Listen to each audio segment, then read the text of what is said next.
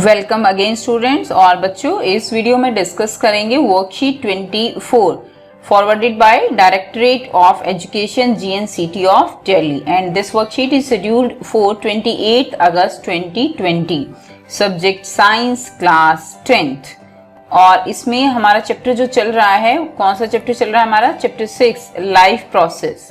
Last worksheet में हमने digestion के बारे में पढ़ा था, ह्यूमन डाइजेस्टिव सिस्टम का कैसे जो फूड है वो डाइजेस्ट होता है, वो प्रोसेस हम कर चुके हैं। और इस वीडियो में जो हम टॉपिक कवर करेंगे वो क्या है? Respiration. Okay, what is respiration? Respiration is a process by which living organisms produce energy from food. आप सब बच्चे जानते हैं कि जो फूड डाइजेस्ट हुआ उससे हमें क्या मिलेगी? उससे हमें एनर्जी मिलेगी। ठीक है, यानी जो रेस्पिरेशन है वो क्या है? रेस्पिरेशन केवल सांस लेना नहीं है। रेस्पिरेशन सांस लेने के साथ साथ जो खाना हमने खाया है हमारे ब्लड के थ्रू हर एक सेल तक वो जा चुका है, उससे एनर्जी जो प्रोड्यूस होगी, ये प्रोसेस भी किसके अंडर होगा? रेस्पिरेशन के अंडर होगा। Okay, and this process usually needs oxygen. So, respiration process involves two steps, that is breathing and cellular respiration. Breathing that is gaseous exchange, intake of oxygen from the atmosphere and release of carbon dioxide. Oxygen हम क्या करते हैं? Atmosphere से हम जो air है वो inhale करते हैं और उसमें हमारे जो लंग्स हैं वो ऑक्सीजन का यूज करते हैं, और कार्बन डाइऑक्साइड जो है वो क्या की जाती है? वो रिलीज की जाती है। This process is known as breathing. Next is cellular respiration, that is the break down of simple food in order to release energy inside the cell is known as cellular respiration. Now respiration is of two type, that is aerobic respiration and anaerobic respiration. Aerobic respiration, this type of respiration takes place in the presence of oxygen. Okay, oxygen की presence में अगर respiration होता है, that is known as aerobic respiration. And anaerobic respiration takes place in the absence of oxygen. That will be the anaerobic respiration. This type of respiration, which is aerobic, it occur in mitochondria. Okay, mitochondria, that is the powerhouse of the cell.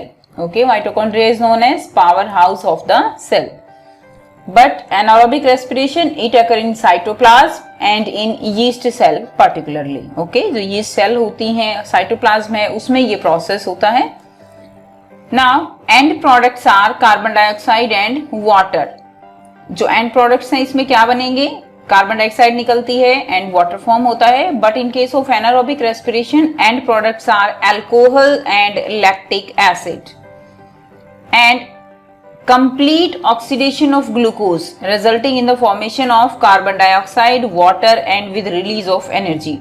यहाँ पर oxygen की presence में जो food है उसका complete oxidation होता है। Okay, complete oxidation होगा तो क्या होगा? एनर्जी जो है वो भी ज्यादा रिलीज होगी। बाय प्रोडक्ट होते हैं carbon dioxide, water and energy. And anaerobic respiration में क्या होगा? ऑक्सीजन की एब्सेंस में है, so there will be the incomplete oxidation of glucose and there will be the formation of ethanol, okay, plus carbon dioxide और lactic acid with release of energy. अगर यहाँ पर बिल्कुल आप कह सकते हो कि 100% एब्सेंस है तो क्या होगा? There will be the formation of ethanol. And अगर कुछ अमाउंट है ऑक्सीजन की, यहां पर क्या फॉर्म होगा? There will be the formation of lactic acid. More amount of energy is released in case of aerobic respiration, but in case of anaerobic respiration less amount of energy is released. यहाँ पर incomplete oxidation हो रहा है, so less amount of energy will be release है। But यहाँ पर complete हो रहा है तो यहाँ पर क्या होगा? मोर amount of energy is released. 1 molecule of glucose produces up to 36 ATP of energy. Okay, 1 molecule अगर ग्लूकोज का है आपका तो वो कितनी एनर्जी प्रोड्यूस करेगा यहाँ पर एरोबिक रेस्पिरेशन में? It will form 36 ATP, but in this case it will form only 2 ATP of energy. Okay, and what is ATP? ATP is the currency of energy.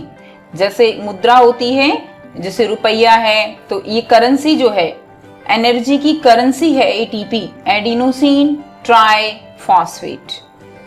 अब यहाँ पर देखिए, आपको यहाँ पर 3 स्टेप्स जो है वो दिखाए गए हैं।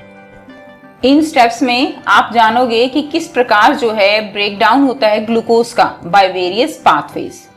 Glucose that is 6 carbon molecule, C6H12O6, it is 6 carbon molecule, and in cytoplasm it get oxidized and there will be the formation of pyruvate. Okay, and pyruvate is a 3 carbon molecule and energy will be released here. After that, this pyruvate, if this compound get oxidized in the absence of oxygen, for example in case of yeast cells, in the absence of oxygen there will be the formation of ethanol plus carbon dioxide plus energy, as ethanol is a 2 carbon molecule. Okay, next, if there is lack of oxygen, in case of lack of oxygen, like in our muscle cells, there will be the formation of lactic acid plus energy, and lactic acid is a 3 carbon molecule. So जब भी हम बच्चों hard work करते हैं या हम जो है रनिंग करते हैं, तो उससे क्या होता है कि ऑक्सीजन, हमारी बॉडी को ऑक्सीजन की ज्यादा नीड होती है। उस टाइम बॉडी में हो सकता है ऑक्सीजन जो है वो कम जो है होती है, तो उसमें हमारी बॉडी में कई बार हमें क्रैम्प्स जो है वो फील होते हैं, यानी जो मांसपेशियां हैं, मसल्स हैं हमारी, उनमें जकड़न फील होती है और वो जो है उसको बोलते हैं हम क्रैम्प्स। तो वो किसके कारण होती है? Due to the formation of lactic acid, क्योंकि हार्डवर्क करते हुए ऑक्सीजन जो है वो कम हो जाती है। लैक ऑफ ऑक्सीजन होने के कारण लैक्टिक एसिड जो है यहाँ पर फॉर्म होता है। Next, last third step is presence of oxygen, and this process occur in mitochondria, and in the presence of oxygen pyruvate get oxidized into carbon dioxide plus water and energy. It will be formed here and total 36 ATP energy. From one molecule of glucose there will be the form in presence of oxygen, and only 2 ATP energy will form in case of absence of oxygen. Now here, what is the full form of ATP? ATP की full form क्या है? Adenosine triphosphate. So it is the form in which energy produced during respiration is stored. Okay. So ATP जो ये P है, that is the inorganic phosphate, और ये जो है ADP के साथ मिलकर क्या फॉर्म करता है? It will form ATP. Next, on hydrolysis, it release energy equivalent to 30.5 kilojoule per mole. Hydrolysis क्या है? That is it's a type of reaction in which any reactant react with water and there will be the release of energy. और यहाँ से कितनी energy निकल रही है? 1 मोल जो है ATP, वो कितनी एनर्जी फॉर्म करेगा? 30.5 किलोजूल के इक्वल यहाँ पर एनर्जी फॉर्म होती है upon hydrolysis of ATP. Next, it is known as the energy currency of the cell. Okay, ATP is known as energy currency है ये एनर्जी की, and it is used to provide energy for other reactions in the cell. So cell में जितनी reactions होती हैं, it provide energy for all those reactions. अब यहाँ पर 5 क्वेश्चंस बच्चों आपको गिवन है, सो इनको हम 1 बाय 1 डिस्कस कर लेते हैं. First question, the energy currency of the cell is. So energy currency is ATP. Next, the breakdown of pyruvate to give. So breakdown of pyruvate क्या जो है यहाँ पर प्रोडक्ट होंगे? Carbon dioxide, water and energy takes place in where the reaction occur, it occur in mitochondria.